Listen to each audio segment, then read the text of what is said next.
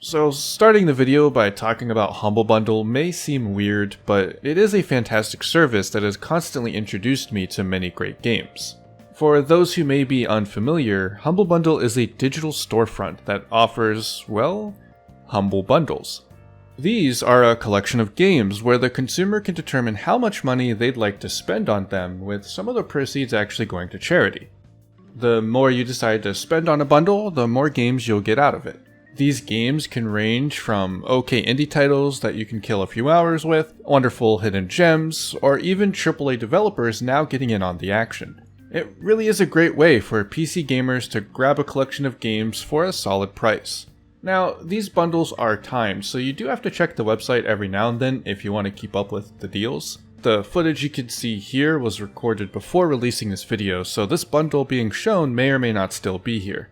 But I found so many unexpectedly great titles through Humble Bundle that I wanted to kind of talk about it a little bit, and today's story is an example of one of those titles.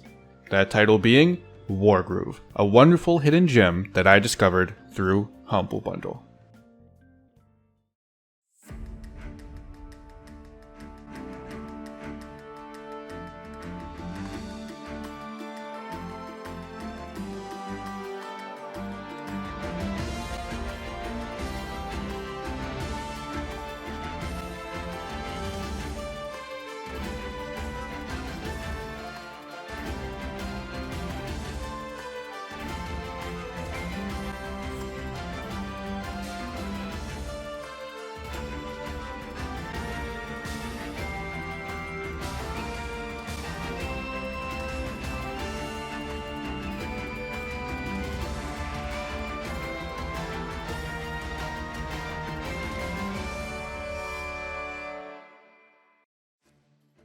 Real quick before moving on, I do want to make an apology for the lack of uploads recently. I ended up taking care of a lot of things in my personal life, so that's kind of what happened. I also picked up Persona 5 Royal and low-key got addicted to it, so yeah, I kind of played that a little too much. That also means I plan on doing some videos on Persona 5, so if you might be interested in that, feel free to hit that subscribe button so you'll know when those videos are live. There will be some more details regarding the goals of my channel at the end of this video, so feel free to tune into that if that's something you might be interested in. Otherwise, let's get started. So, I'm going to be a little honest here, Wargroove is probably not a hidden gem, or even an underrated gem. I can't even make the claim that it's a personal hidden gem that I didn't know about myself because I watched Nintendo's Indie Direct that presented it. Either way, it looked like an interesting title, but I kinda just let it fly over my radar, and I'm a little sad that I did. Wargroove has to be one of the best turn-based strategy games that I have ever played. There's so much nuance into every little decision that you make that, well, you can get really screwed over if you make even the slightest mistake. It's really difficult and will put your tactics to the test. Before I jump straight into gameplay, I just gotta say the pixel art for this game is phenomenal. Pixel art in general has always fascinated me. The limitations of its simplicity requires a much higher degree of creativity in order to make the art stand out. Wargroove accomplishes this and then some. The animations are so crisp and fluid, the color palette is vibrant and eye-catching, and everything else just kind of coalesces into this beautiful art style. There's even a pretty solid opening animated sequence that I think is pretty awesome as well. Now, you might be thinking, didn't you say you got this with a friend? You would be correct. Wargroove now has a cooperative campaign. For this particular discussion/review, I'm going to be focusing on that campaign in particular, as it's all that I've played so far.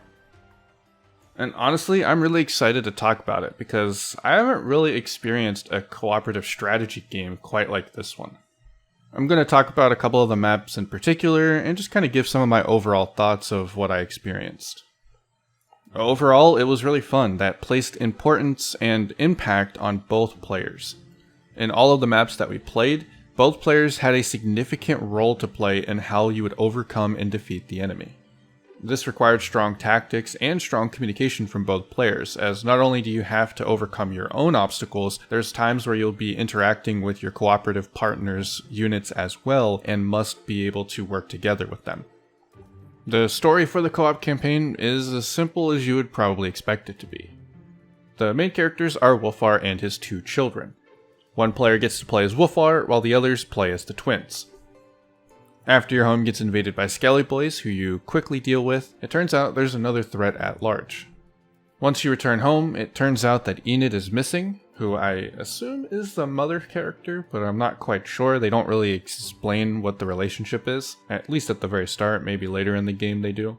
But she's important, and it turns out she has been kidnapped by this villainous character. This character isn't all that interesting, they want a bunch of money, and so they require a ransom for who they kidnapped.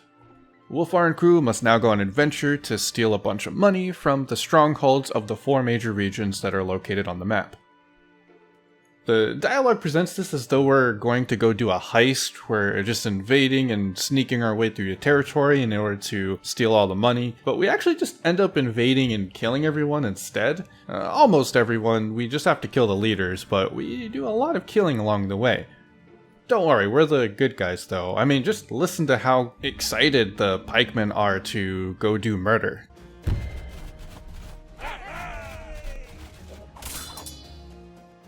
All jokes aside, it's a strategy game. We just needed our initial motivation, and now we're off. So far, most of the map scenarios have given 2 goals to completing them. You can either capture a specific building, or you can defeat the enemy general. Usually this amounts to defeating the enemy general, as after certain triggers, they will start coming after you aggressively with the rest of their troops, putting them in a much more susceptible position than going through the enemy lines to get to the capturable building. But this is still no easy task. Pretty much every scenario in this co-op campaign, you are the underdogs. The enemy usually starts with a ton more resources and units than you do, and you must instead find a way to disrupt them before you go on the offensive. The level design here is masterfully done in order to provide both players a sense of impact and how the map plays out. Usually the player playing as Wolfar will have control over unit generation and have the main brunt of the force, while the player playing as the twins has a kind of rogue division that tries to sneak around and disrupt the enemy from the backlines. This isn't always the case. Sometimes both players will have access to buildings that can create units. Some maps, neither. It just kinda depends, and all of the levels feel rather unique in how you have to approach the given scenario. Now, Wargroove's units are pretty much units. Unlike maybe Fire Emblem or other turn-based strategy games that focus on a role-playing element, these units are not some kind of personality or character that you can get attached to. Instead, their sole purpose is to advance your army. Each unit has their own strengths and weaknesses, and even have their own special set of conditions to deal critical damage to their enemies. These conditions can range from where they are positioned with respect to terrain, or where they're positioned with respect to their own allies, and are a critical aspect of decision making with how you play out your tactics. The level designers take great advantage of this unit variation in order to craft unique scenarios for each map that truly test the player's adaptability. But what would any great army be without a valiant leader? Someone who will take charge and rush straight into battle, leading by example, and probably dying by a ballista. My friend's stupid decision aside, due to the underdog nature of most maps, it's actually important to take advantage of the leader strengths like this in order to not lose pretty much your entire army. Unfortunately, we don't have the same resources that the enemy does to constantly generate troops, and we must respect the ones that we currently have. Thankfully, the leaders are really powerful and can take a lot of damage before they go down. Additionally, they also hit pretty hard, one-shotting the majority of enemy troops. They also have access to a special mechanic known as the Groove, which is basically their ultimate ability. Each leader's ultimate ability is different, and as you probably could expect from something like this, they can be pretty game-changing. Wolfar's ability allows him to use his giant hammer to just completely launch an enemy into the distance. Not only does this have really powerful defensive capabilities to just kind of get some distance between you and a dangerous enemy, this could also be used offensively to send a poor unit to their demise as nobody taught them how to swim. The twins actually have 2 abilities that you can choose from, one for each twin. The first one is this ball of fire that you can launch at the enemy, and it will slowly expand after each turn. Any unit that touches this fire will be killed instantly, including your own unit, so it's kind of a double-edged sword. Initially, this one can sound like the better of the two, but once you play a little bit, you start to realize just how strong the other one is. The other one being an AoE healing aura. This one will create a giant AoE that will heal any ally standing in it at the start of the player's turn. The AoE does shrink over time and will eventually just go away after the third turn, but it is incredibly powerful at holding down a position, and I generally speaking preferred to use this method as opposed to using the fire to block something off. The AI is actually competent and will not stand in the fire, so it can be pretty difficult to actually get any kills with it. Therefore, I felt more in control when using the AoE aura instead. Now for the maps that contain an enemy general, they will also have a groove that you need to really be looking out for. For the desert map showcasing here, the General Ryota has a dash that can go through his enemies causing damage or dash through his allies to get a new position. Unfortunately, it does appear he has the Yasuo syndrome, inting straight into enemy lines. Though I forgot to record the footage of him actually doing that, so whoops.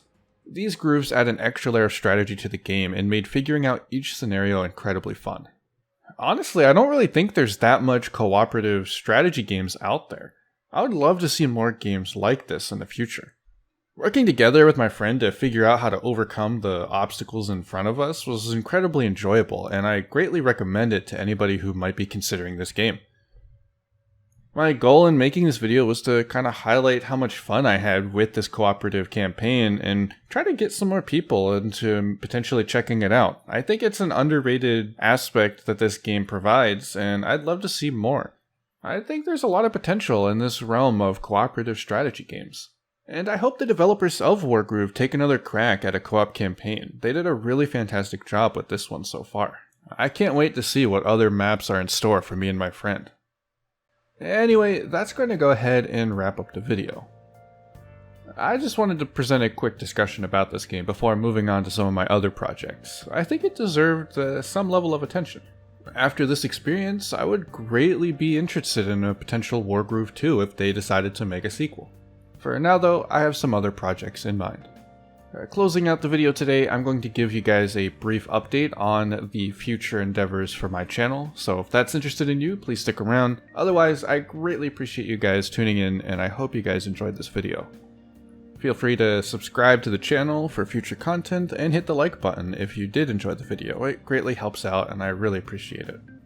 For those who are still around, thank you for being interested in my content, and let's go ahead and give you guys what's coming up.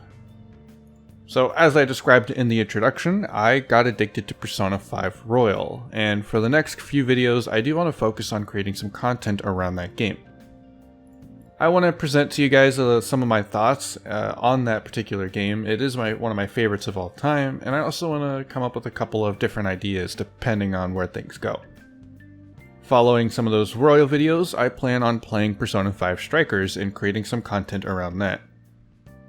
Once I finish with Strikers, my goal is to move on to more JRPGs. Playing through Persona 5 Royal has actually reignited my initial love of the genre, and I kind of want to look around and find some of these hidden gems that I've been missing out on over the past few years. I actually picked up the .hack GU quadrilogy, is that how that's said? Anyway, I picked up the .hack franchise on Steam on sale, and I really want to take a look at that. I remember playing it as a kid, and I had some fond memories of it, so I'm curious to see if I can still enjoy it to this day.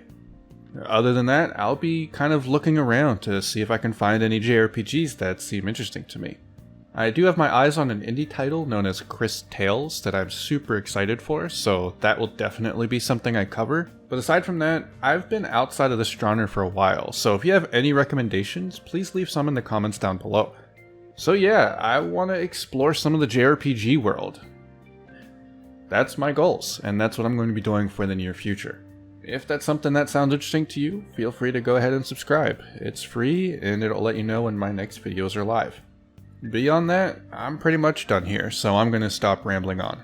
I want to thank you guys once again for tuning in. I'm going to go ahead and wrap things up here. Thank you guys so much for watching. I hope you enjoyed, and I'll see you guys in the next video. Later.